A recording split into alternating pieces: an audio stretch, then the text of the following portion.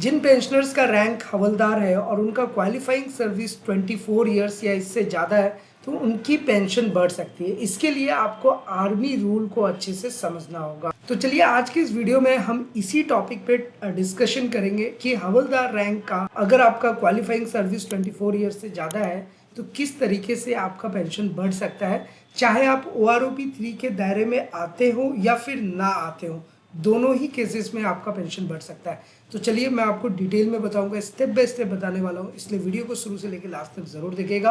और वीडियो काफ़ी छोटा होने वाला है और इंटरेस्टिंग होने वाला है हर बार की तरह। आगे बढ़ने से पहले आपसे एक रिक्वेस्ट जरूर करेंगे कि अगर अभी तक आपने ETH इंडिया चैनल को सब्सक्राइब नहीं किया है, सब्सक्राइब कीजिए, बेल आइकन को दबाइए सो दैट ऐसे लेटेस्ट इन्फॉर्मेशन आपको हमेशा मिलते रहे। देखिए इससे पहले के भी बहुत सारे ETH इंडिया के चैनल पे हमने बहुत सारे टॉपिक्स कवर किए हैं जो लाइक MSCP से रिलेटेड है, या स्पर्श पेंशन पोर्टल में लॉगिन कैसे करना है, आपको अपना PPO कैसे मिलेगा, NPS और UPS क्या होता है, रिकॉर्ड का लेटर POR को कैसे हम भेजते हैं, मतलब बहुत सारी इन्फॉर्मेशन जो आपके डिफेंस सर्विस से रिलेटेड है वो हम आपके साथ शेयर करते हैं। इवन लाइफ सर्टिफिकेट सबमिट कैसे करना है, खुद से कैसे स्पर्श पेंशन पोर्टल को ऑपरेट करेंगे, इन सब के बारे में ऑलरेडी आपको बताया हुआ है, इसलिए मेक श्योर है कि आप हमारे साथ बने हुए हैं। तो देखिए इसको समझने के लिए हमने एक छोटा सा नोट बनाया है और इस नोट के माध्यम से मैं आपको स्टेप बाय स्टेप बताने वाला हूँ। सबसे पहले तो ये देखिए कि अगर आपका रैंक हवलदार है और यहाँ पर आपका क्वालिफाइंग सर्विस 24 ईयर्स है, ये जस्ट एक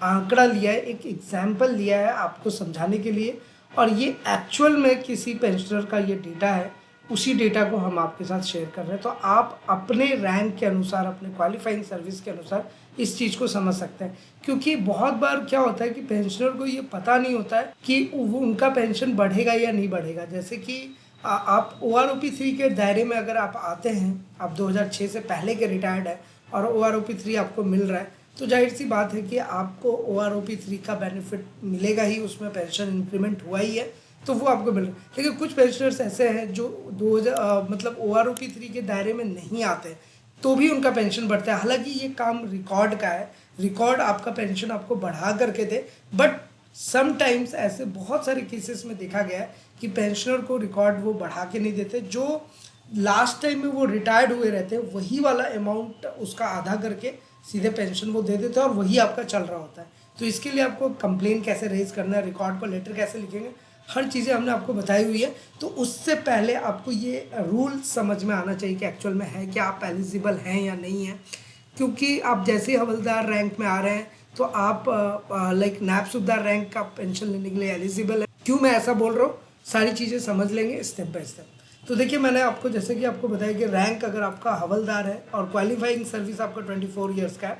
अब एक एग्जाम्पल है एक पेंशनर का, उनका डेट ऑफ रिटायरमेंट था 31 जुलाई 2024। ध्यान रखिएगा ये 31 जुलाई 2024 वाली बात है।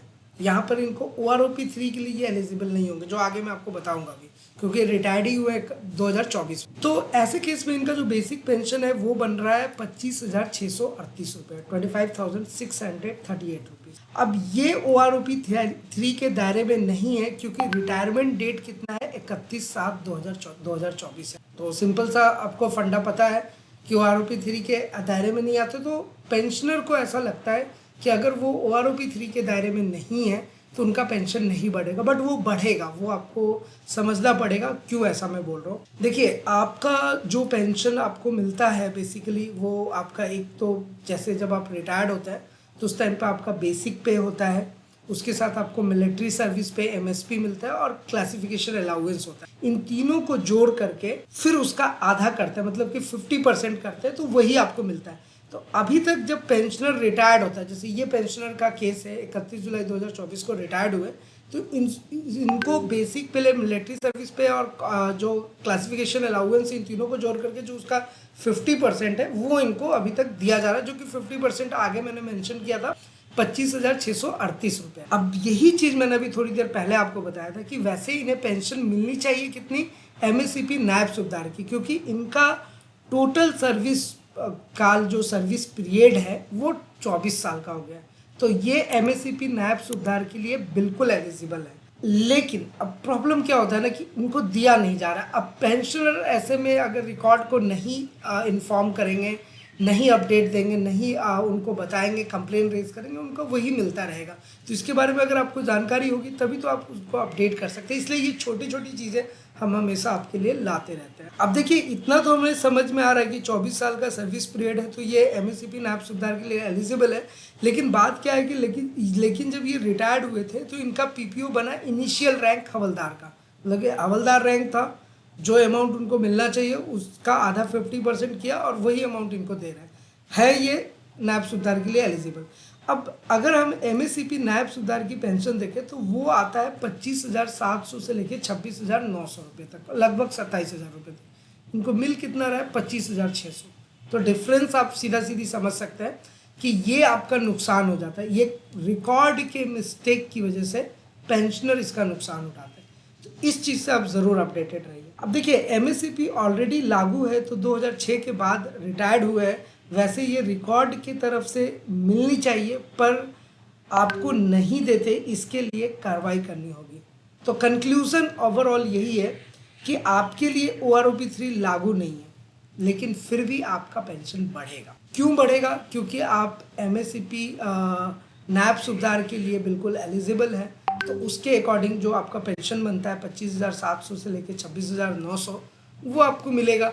और जैसे ही ये अमाउंट आपको दिया जाएगा तो डेफिनेटली आपका पेंशन इंक्रीमेंट हो जाएगा। तो आपको ये ध्यान रखना है कि अगर देखिए, ये एक एग्जाम्पल मैंने हवलदार रैंक के लिया है। वैसे आपका कोई भी रैंक है और आप रिटायर्ड हुए तो आप अपने डेट ऑफ रिटायरमेंट के अकॉर्डिंग देखिए कि आप MSCP के लिए एलिजिबल हैं या नहीं है। 2006 के बाद से ये ऑलरेडी लागू है। तो अगर आप एलिजिबल है तो यहाँ से भी आपका पेंशन बढ़ सकता है, और अगर नहीं बढ़ करके मिल रहा है तो वो चीज़ें आप रिकॉर्ड को कंप्लेन कीजिए, 100% वहाँ पर आपको देखने को मिलेगा। वैसे रिकॉर्ड को लेटर कैसे लिखते हैं, उसका फॉर्मेट क्या होता है, इन सब के बारे में ऑलरेडी हमने एटीज इंडिया के चैनल पे बताया हुआ है। इसलिए तो आपसे हमेशा रिक्वेस्ट करते हैं कि एटीज इंडिया चैनल को सब्सक्राइब करके रखें। एनीवे देखिए, जब आप स्पर्श पेंशन पोर्टल पे आते हैं तो मैं हमेशा आपको कहता हूँ कि आप अपना PPO भी डाउनलोड कीजिए।